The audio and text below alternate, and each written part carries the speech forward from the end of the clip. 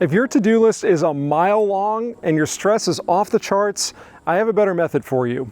I'm Raven with REinvest Real Estate, and today I'm going to teach you how to be more productive in your real estate sales business. I've grown 3 six-figure businesses in just 3 years, and I've done a lot of that by managing my time effectively, hiring well, replacing myself, and not working in the business every single day. Now, those are all buzzwords that many agents have heard and have aspirations of achieving, but how do you actually do it? In my opinion, you can't start to really work on your business effectively until you have a good handle on the work that's going on in your business. And that includes the things that you're not doing as effectively as you should be. I believe that so many of us have more potential than we can possibly imagine, and we can unlock that by being more productive. If you've already watched the brain dump video, you're ahead of the curve because this one picks up where that one left off. Think about it as if the brain dump method is the emergency room and the immediate trauma treatment, where this video is some of the long-term rehab tasks. It's things that'll get you back up on your feet in no time and running fast the way that you want to be. Before we dive into the method, let's talk about why most to-do lists don't work. For many agents, to-do lists are way too long, they're scattered, they're cluttered,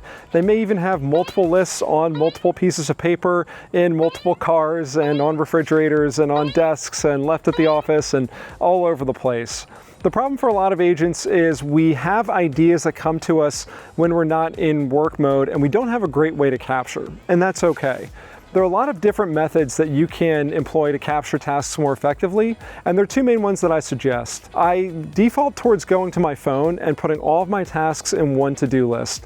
You can do that either in the Notes app within Apple Notes, or Android has some equivalent. You can get a system like ClickUp or Asana or Todoist or any number that are out there. It doesn't matter what you use. You just want to have one centralized place where you collect all of your information. I personally like having a digital list that syncs between my phone and my computer because I have my phone everywhere I go. I'm never going to not have my list. The other option you have for task collection is to use a paper-based method.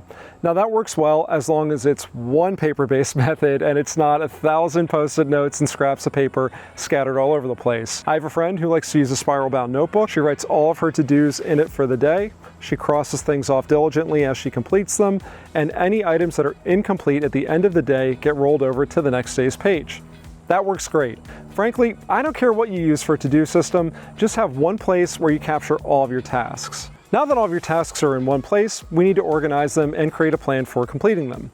Like I said in the last video, you want to prioritize your tasks in terms of importance, low, medium, and high. To expand on that further, I like to add the time I think it will take to complete each task next to the item. That gives me a really good visual representation of how much total work I have to complete in the day. Now, at this point, I suggest that you resist the urge to tackle the list and start getting things done. It's better to sit with your calendar and your to-do list side by side and plan out when you're going to do each task. For me, I like to take care of my most important tasks early in the morning. That way I'm fresh and I've got, kind of a clear head to approach the most challenging type of work. That's also when I do lead generation because it's one of those tasks that's really easy to ignore or just not do altogether.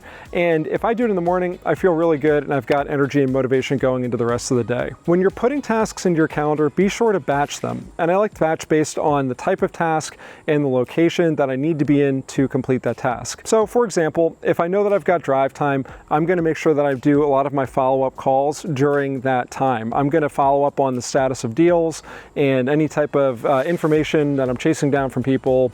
That's when a lot of those types of tasks take place for me because otherwise that car time is just dead. I find that I can be more effective if I'm not worried about follow-up when I'm in front of my computer. I can be dialed in to my high impact work like lead generation or looking at deals, analyzing spreadsheets, that kind of thing. Another way to think about batching is consider tasks that you have to do when you're in the office versus when you're at home versus mindless tasks that you can do when you're just sitting on the couch and watching TV. So at this point, hopefully you've put all of your tasks into your calendar and you are set for the day. So what happens if you have a task that comes up that's more important than what's in your calendar? Well, it's pretty simple. If you erase, you must replace. You have to find a new location for that task to go. That way, you ensure that it gets completed at some point in the future. The trick is you have to be very diligent and ask yourself honestly, is this incoming information or incoming task more important than what's already in my calendar or not? And if it's not, you have to capture that information on your to-do list and prioritize it appropriately. The trick to being successful as a real estate agent is constantly adjusting and reprioritizing. I probably shift things around in my list 3 times per day. Morning, afternoon, and night, I'm looking at my whole list and saying what's actually the most important thing right now, what's going to drive results, or what is a potential bomb that's waiting to go off that I need to defuse. If the system sounds too simple and too good to be true, that's because it is. I found that the best systems are easy to follow. They're things that I can do whether I'm under a ton of stress or not. I need something that I can go to reliably that's going to be there and work for me all the time. Doesn't matter if it's a technology-based solution or not, it just has to work. A few pro tips to help you level up. First off, I like to color code my tasks whenever possible. That way, when I review my calendar, I have a very good visual representation of what my day looks like. I know right away whether I have a day full of meetings or a day full of deep work, and I'm going to be in spreadsheet mode all day long. Another tip is use reminders to make sure that you stay on time. I use these not just to know when to start a task, but also when to finish doing something. I found that it's helpful to put limits on the amount of work that I'm putting into one task.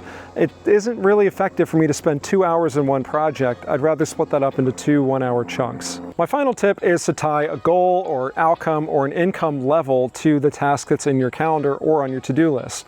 As an example, most agents hate seeing lead generation pop up on their calendar. But what if your task said lead gen $500 per hour?